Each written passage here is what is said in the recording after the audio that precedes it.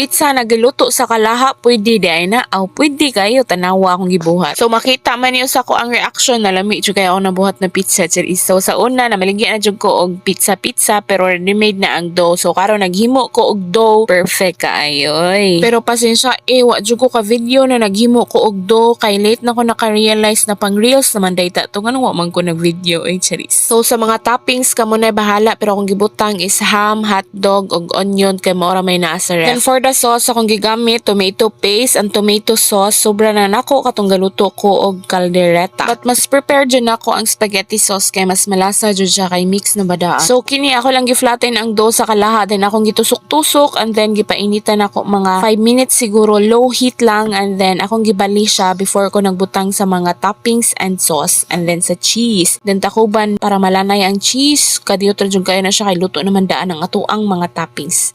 So unsa pa inyong gilat pagbuhat